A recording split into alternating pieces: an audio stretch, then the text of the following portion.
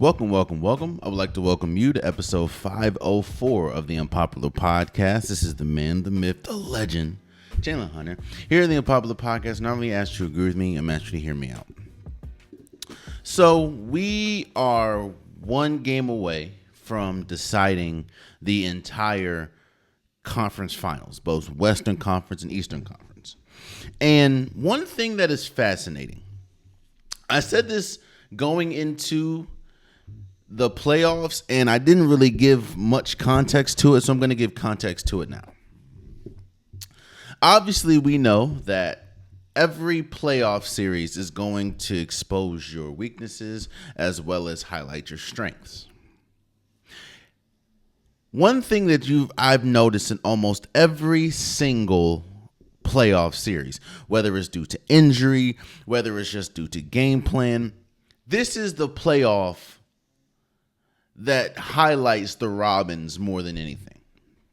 I know Jimmy Butler and Buddy Hield and Golden State Warriors, they kind of did that whole Batman Robin thing, and Steph Curry was the Batman and Jimmy Butler was the Robin, but that has been vital in these playoffs.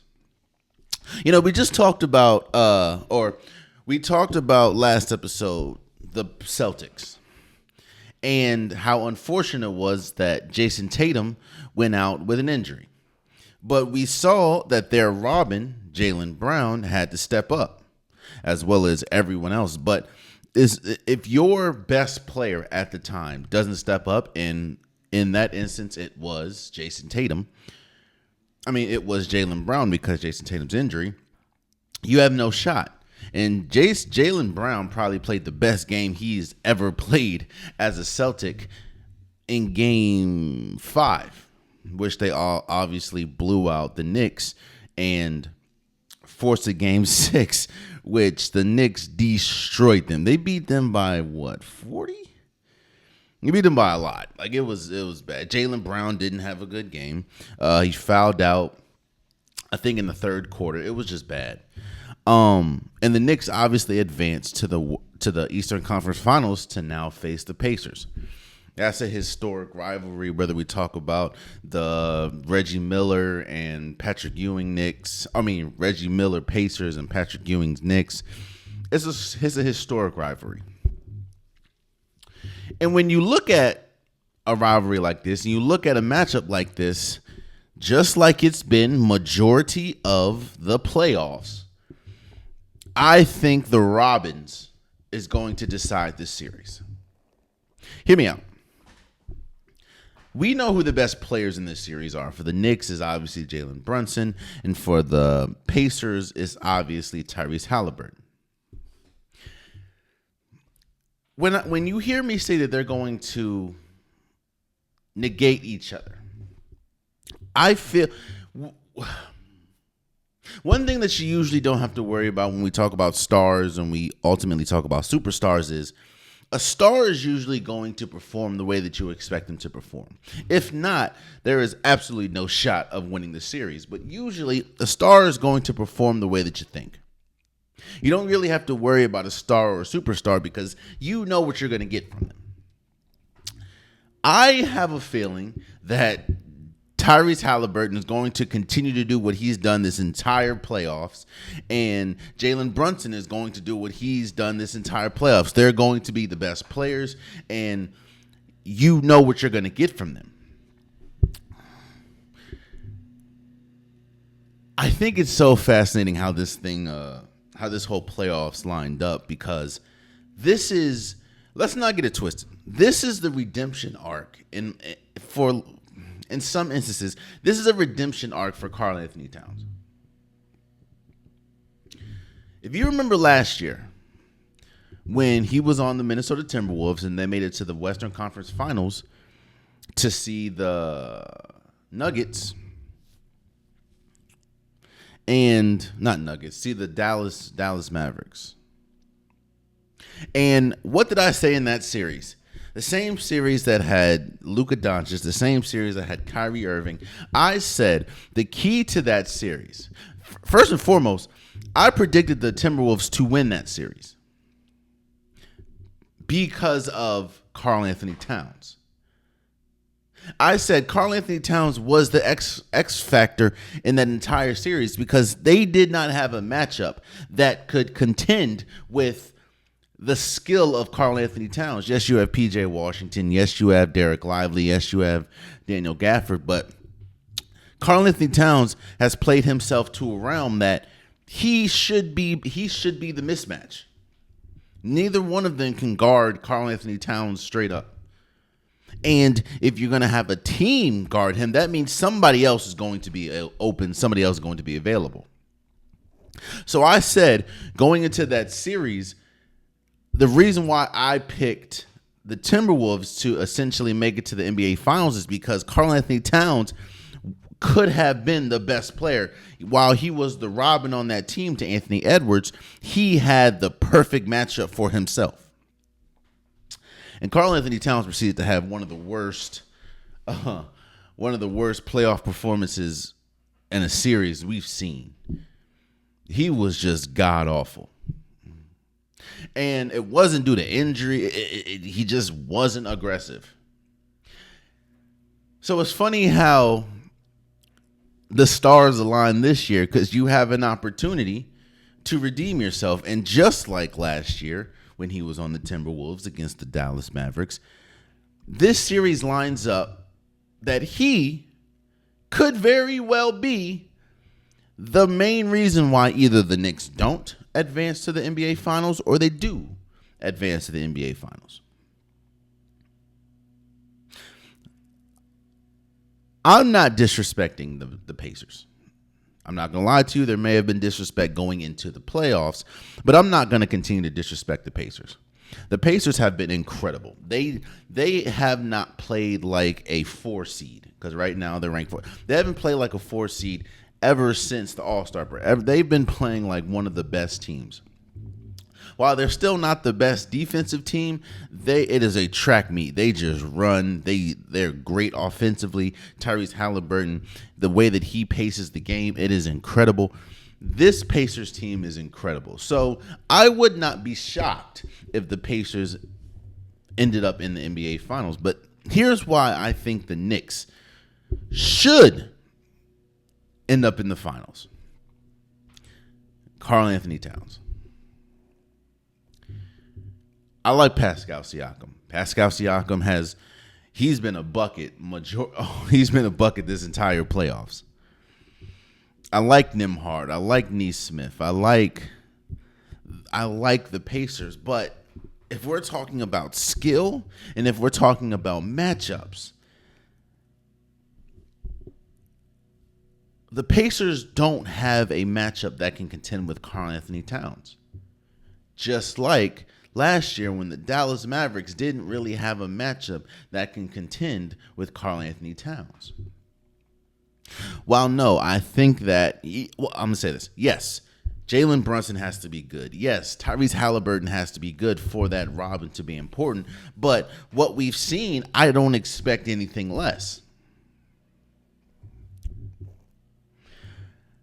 But you need... Karl Anthony Towns will be the deciding factor in this. Because as good as Pascal Siakam is, he can't guard Karl Anthony Towns one-on-one. As good as Miles Turner is, he probably won't be guarding Karl Anthony Towns. And if he is, that's going to take away passing lanes because Karl Anthony Towns doesn't really go in the paint like that. And then on top of that, I don't think you want Pascal Siakam on, Mitchell Robinson or something. So this is going to be I'm interested to see how Rick Carlisle does these matchups, but in all actuality, even at their best, Karl Anthony Towns is going to decide this series. And if I'm giving a prediction,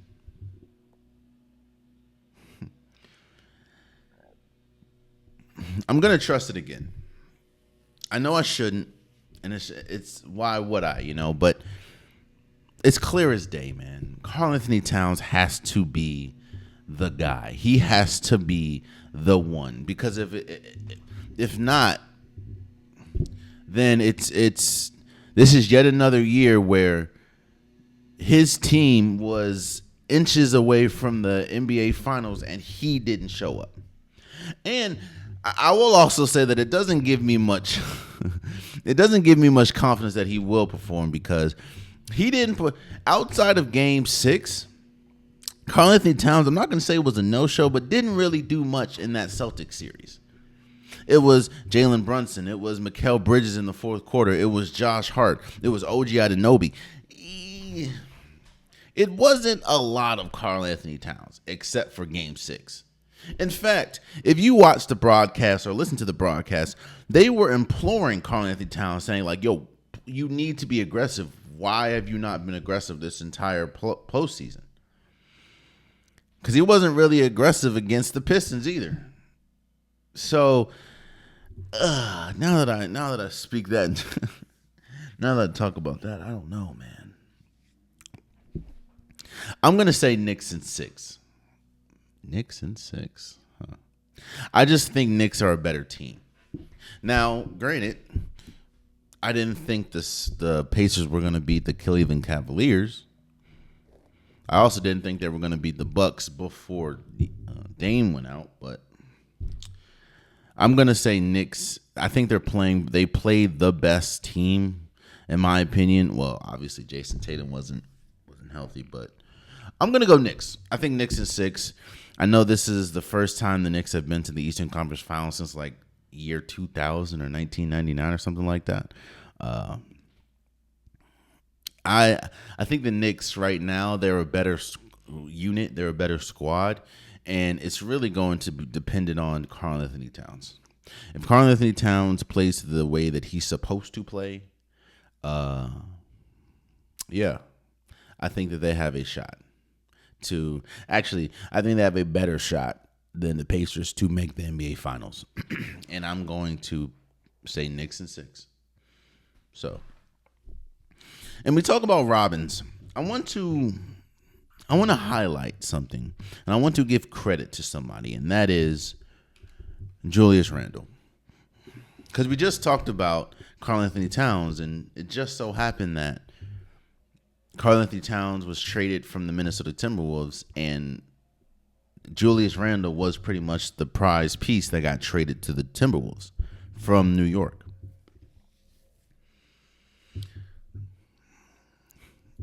You can talk about a lot.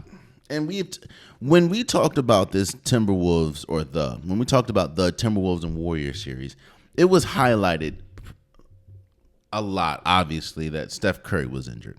It was also highlighted that Jimmy Butler just wasn't living up to that playoff Jimmy title. It's moniker, the word I was looking for, moniker.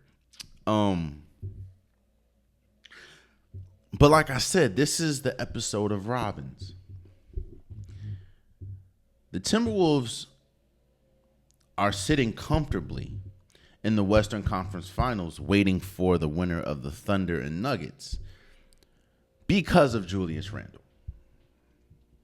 Yes, Anthony Edwards is Anthony Edwards. But it goes back to, you know what your stars are going to get. You know what your stars are going to do.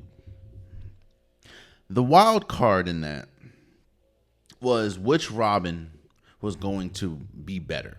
Obviously, with Steph Curry being out, that changed a lot. But who was going to be better between Jimmy Butler and Julius Randle? Now, remember, going into this playoffs, Julius Randle has not had a good playoff history at all. In fact, he has picked the worst times to have some of his worst games in the playoffs. And that was always the question mark going into when we talk about this Timberwolves team, because obviously I didn't think he was going to be the best Robin when talking about the Lakers, because you had Luka and LeBron, but he had a chance to be the better Robin between Jimmy Butler and him, and I just didn't think he was going to win that. He obviously did. Julius Randle is the main reason why the Timberwolves advanced. When you talk about his size, when you talk about his shooting ability, while yes, the knock on him is he's just going to force himself left. But Julius Randle has been I'm not going to say the best player for the Timberwolves. That's obviously Anthony Edwards, but he's probably been the most consistent player this entire playoffs when we talk about the Timberwolves. There have been games where Anthony Edwards just hasn't had it. Hell, there was games against the Warriors where Anthony Edwards was just terrible, at least terrible majority of the game. But it was Julius Randle and his aggressiveness and his shooting and his defense, which I didn't think that he's never really been the defender. Julius Randle has been great. And when we talk about, I want to focus a little bit on the trade. Obviously, it's happened. It's over with, Both teams are happy with what they have. But that's kind of what I want to focus on. This is a very rare occasion where a trade works in the favor heavily on both sides. You usually see when you trade someone with the stature, with the skill of a Karl Anthony Towns, you usually don't get the same in return. And when you looked at that trade, nobody thought that Julius Randle was on the same level as Karl Anthony Towns. In fact, if you just take skill, Julius Randle is not on the same level as Karl Anthony Towns. So, and then obviously you sweeten the pot, you get someone like Dante DiVincenzo, who was uber important for the Timberwolves against the Warriors. But we talk about Robbins, and I said that Karl Anthony Towns is going to be the main reason either the Knicks advance to the finals or they don't advance to the finals. When I look at this Nuggets and I look at this Thunder team, Julius Randle was going to be a very important piece. Julius Randle might be the piece. This is the rare occasion where both the trade works out immensely for both teams. Because the Timberwolves wouldn't be here, obviously without Anthony Edwards, but they wouldn't be here in this position if Julius Randle didn't play to the capability that he could against the Warriors. I don't care if Steph Curry played or not. A lot of those games where Golden State kept it close, they were won because of Julius Randle. And we see the impact that Karl Anthony Towns has for this Knicks team. Again, this is one of the rare occasions where both the trade worked out perfectly for both teams. Like in the immediate. It's not like you get what's the trade? You get someone like a Jimmy Butler and the Heat get Andrew Wiggins and it worked. No. Obviously the Heat didn't make it out. They got swept. No offense to the Heat. It's just what happened. But this trade worked out perfectly for both. Both Julius Randle, or both the Minnesota Timberwolves and the Pacers. And I just wanted to shout out. And I wanted to, because I don't think I did a good job with that when we talked about the Warriors and Timberwolves series. Julius Randle, in my opinion, was probably the main reason why the Timberwolves advanced and now waiting for the winners of the Thunder and Nuggets.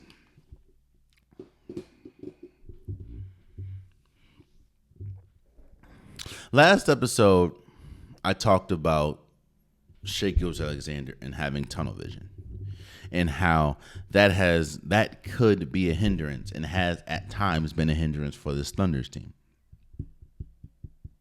I also talked about how it is clear that Nikola Jokic is the best player in the world, but his tendency to pass sometimes when he should obviously be aggressive offensively shooting the ball, that has kind of his turnovers have kind of spiked, even though it's just 3. That's a lot for one player. But like I said before, and I said it going into this series, again, this is the episode of the Robins. That might be the title of this episode. The Robin episode, or the episode of the Robins.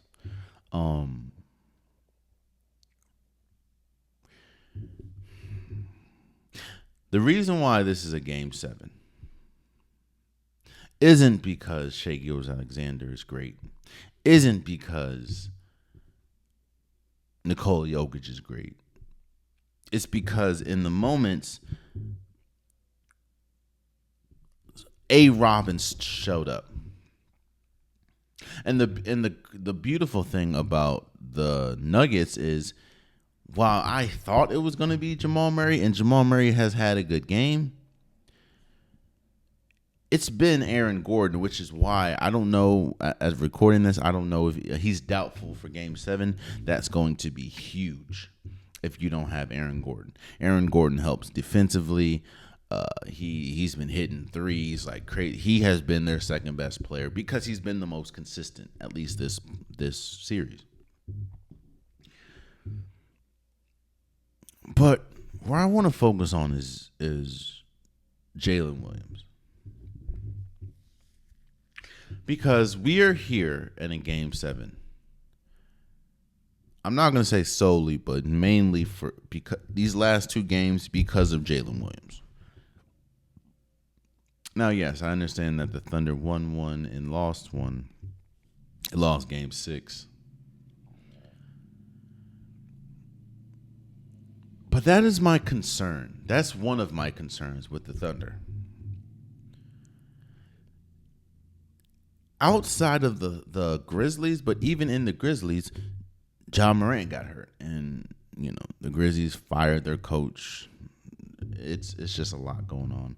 But the Thunder really hasn't looked like, maybe once or twice this playoffs, looked like that team that has won 60-plus games, looked like that team that is the number 1 seed, that probably has the MVP and shaking. They haven't looked great.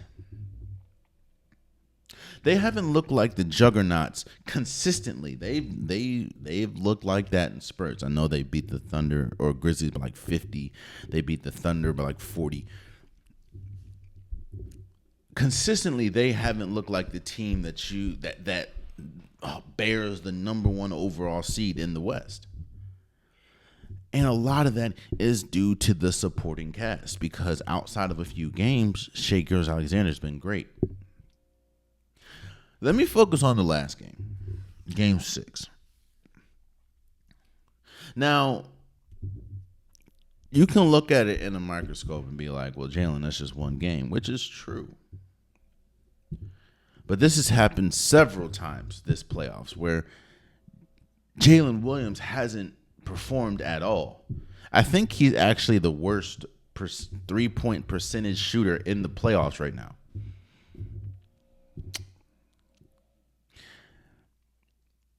As great as Shai Gilgeous-Alexander is, as great as this Nuggets team is, as great as this Thunder team is, they are not going to win if J-Dub isn't playing up to the potential that he could play. I'm not saying he needs to drop 40. I'm not saying, but he needs to be able to hit open shots. He needs to, in game 6, when he missed that breakaway dunk, I said, oh, yeah. Yeah, something's going on here, bro.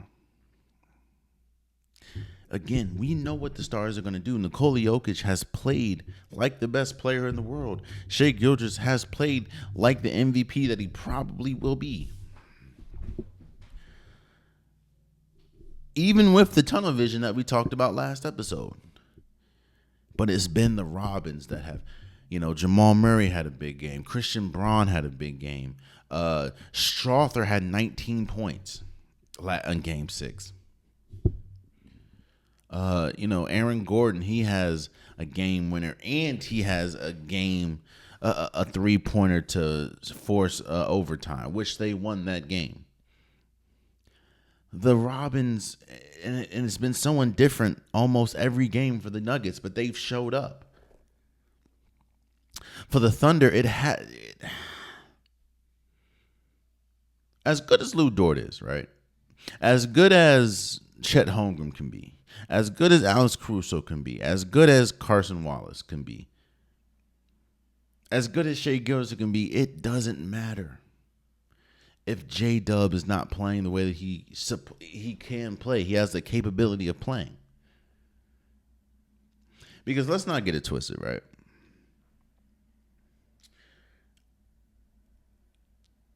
The Nuggets should win Game 7. Wait, what? I know. They have the experience. They have the Game 7 experience where they've won. They have the best player. I know they're away, but they just won comfortably in Game 6. And on top of that, the supporting cast has been better than the Thunder supporting cast. So they should win Game 7. I'm even going to go as far as to say they will win Game 7. The Thunder can prove me wrong, obviously, but this entire playoffs, they haven't consistently looked like the number 1 overall seed, which kind of makes me feel like they're just not ready for the moment, which can be true. That can obviously be true. But you're here now. And it's been 2 games in a row now where J-Dub has it didn't hurt them in Game 5. It killed them in Game 6. Game 7, if he does not round back into form, they have no shot. Because Shea can go for 40. It doesn't matter. Because there's not another player. Chet's not ready for that. But there's not another player on this team that can carry you offensively like J-Dub can. Outside of, obviously, Shea Gilgeous-Alexander. So, if their second go-to scorer isn't scoring, isn't playing well, what do you think is going to happen?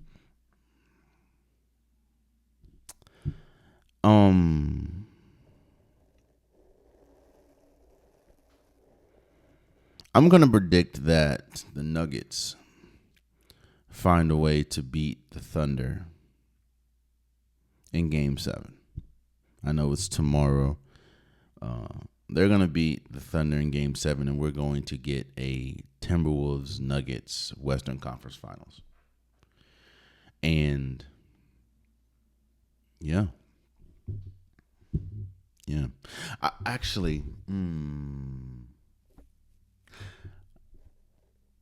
Hold up. Let me back up for a second because I forgot about Aaron Gordon. It says doubtful. I don't know if he's going to play or not. Obviously, it says doubtful, but things could happen and he could essentially play.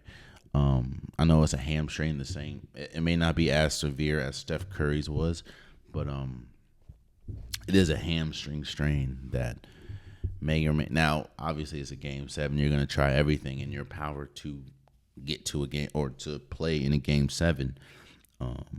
But if they don't have Aaron Gordon, they're not going to win. Because I just don't, even though, and I will give credit, Jamal Murray has been pretty good as of recently. He hasn't been the Jamal Murray that, you like, damn. And you're also, Michael Porter Jr. is playing with a shoulder injury, even though he did have a good game. Everyone pretty much had a good game on the Nuggets in Game 6, which was obviously an elimination game for them because they were down 3-2 in the series. But if Aaron Gordon doesn't play, I'm not going to say they don't have a shot because they have Nikola Jokic and Jamal Murray, but I'm going to pick the Thunder if Aaron Gordon doesn't play. If he does play, I need to see what he looks like. You know what? I'm back up. There's a lot of ifs. If it was a fifth, there's a lot of ifs in that. I'm going to pick the Thunder because of Aaron Gordon's health. Now, I understand that you have, the Nuggets still have a plethora of people that can step up. They haven't consistently throughout this playoffs. I'm going to go with the Thunder because of Aaron Gordon's injury. That is a huge injury to have. Yeah, I'm going to go with the Thunder because Aaron Gordon. So we'll see how it goes. Speaking of see how it goes, the The WNBA season has started, and boy, did it start off with a bang. You got the Washington Mystics. We're 1-0. But Kelsey Plum went crazy in her opener as the Sparks. Obviously, she was traded from the Aces to the Sparks. She went crazy. I think she had like 37 points against the Valkyrie. And shout out to the Valkyrie. The Valkyrie lost, obviously, but their season opener was a sellout. So, that kind of highlights sort of what I want to talk about.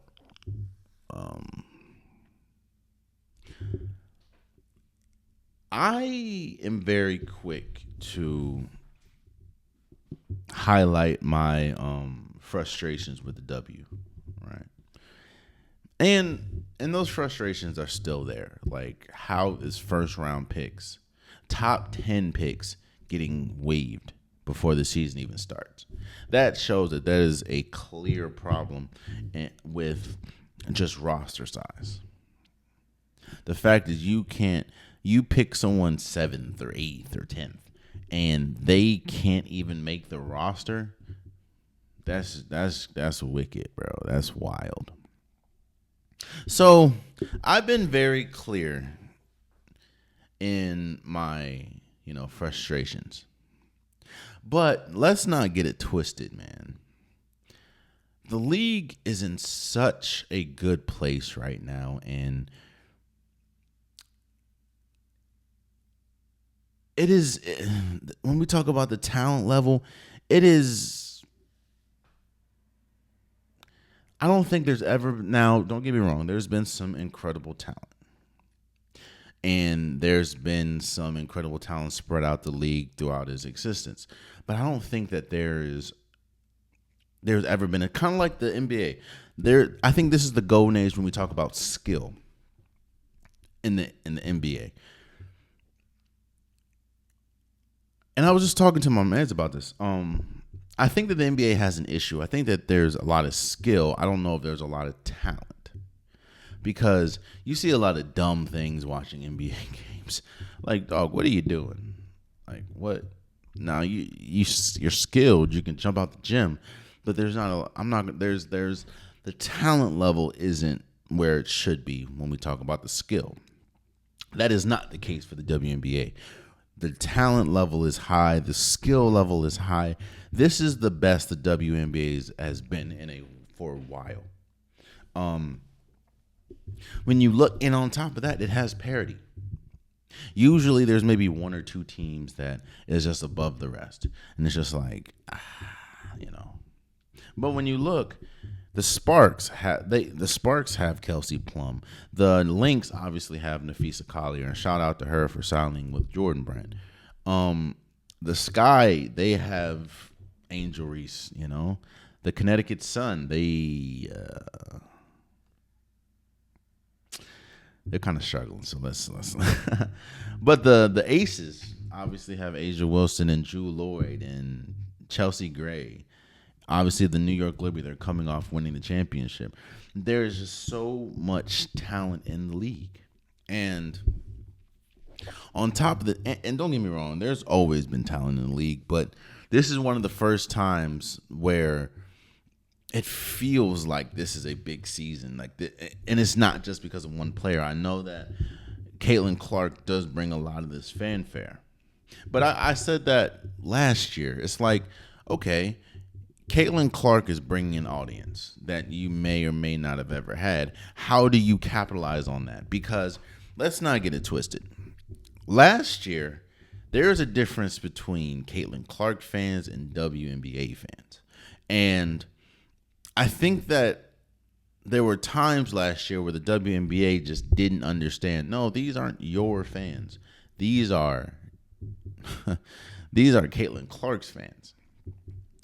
It feels like this year, a lot of those Caitlin Clark fans have kind of merged into WNBA fans. And I know it's early, but it just feels like this was an anticipatory season. People were ready for the season. People were ready to see if the if the New York Liberty is going to repeat or going to defend their championship, if the Aces that has the best player in basketball, and even in that, it's like, is Asia Wilson the best player in basketball still, or is it someone like Nafisa Collier, who I think is projected to be the favorite to win the the MVP this year?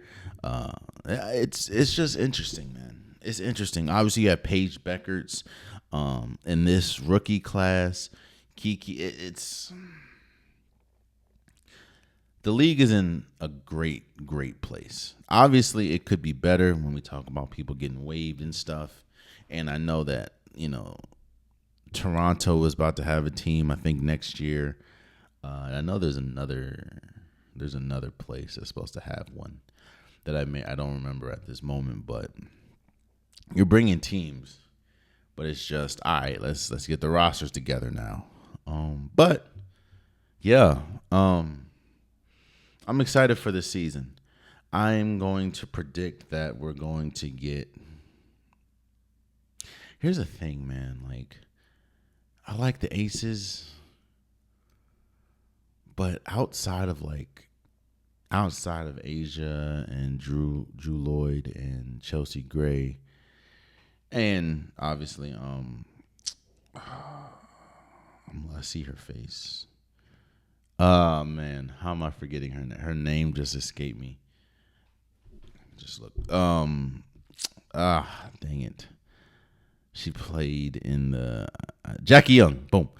Jackie Young. I don't know if they have I know they kind of retooled their bench, but we'll see how it goes. I'm gonna go with the Liberty. Well, no, because Benasia Laney isn't gonna play. I'm gonna go with the Ace. I'm gonna go with the. You know what? I'm gonna go with the Aces and the Lynx making it to the championship. Don't get me wrong. The New York Liberty is tough, man. With Stewie, but she's getting older. Jonquel Jones, she's great, but getting older. And you have Sabrina Descu. They also have Natasha Cloud. That's going to be tough. I said what I said. I'm going to go with the Minnesota Lynx and the Vegas Aces to make the championship. And we'll see. But this is a very exciting season. And there's a lot of eyes. A lot of eyes on it. Kind of like last year. A lot of eyes. And I want to see what the league does with it. So... Lastly, before we go, this is a quick episode.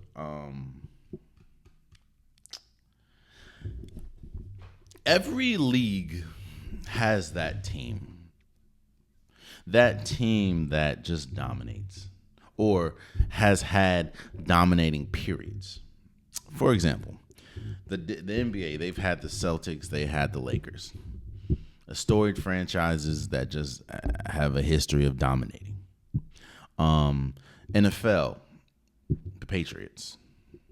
I mean, they had, it's the Patriots. Tom Brady, 7 rings, Patriots.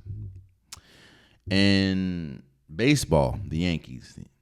Come on, it's the Yankees. In football or soccer, whatever you want to call it, you have Real Madrid and you also have Barcelona. And I'm not going to sit here and act like I am a football expert, but I did want to come in here and say congratulations to Barcelona for winning their 28th, I believe, their 28th title. They won LaLiga, and I might mess this man's name. Yamal. I know I probably said his name wrong, bro, but 17, he's one of the best players in the world, which is crazy. Because it kind of like someone like the Lakers, it seems like Barca always has one of the best players, whether it's Messi, now Yamal. It's kind of like the rich get richer, you know what I'm saying? They just have a tendency to have the great players. And to win their 28th title is crazy. But congratulations to them. Definitely deserved. Homies, their best player is 17 years old, and he's one of the best players in the world, and he has room to grow. So I definitely think Yamal, I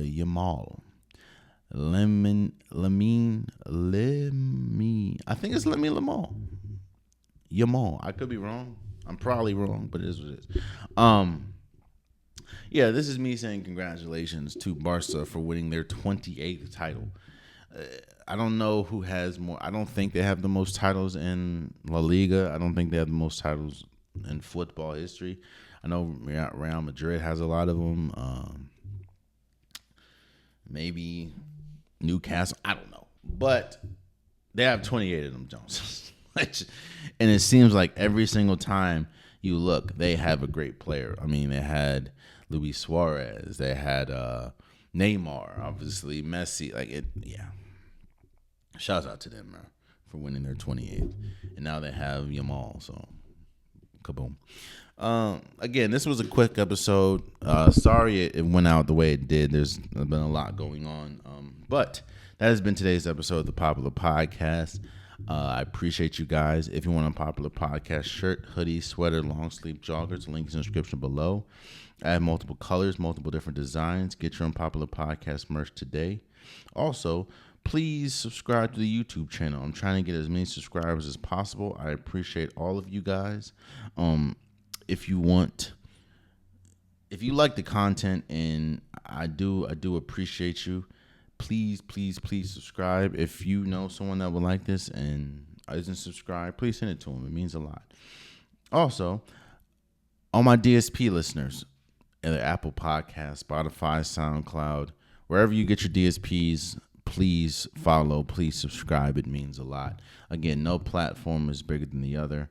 Please subscribe. It means a lot to me. For all my social media, Instagram, TikTok, I post pretty much daily, whether you got reels, stories.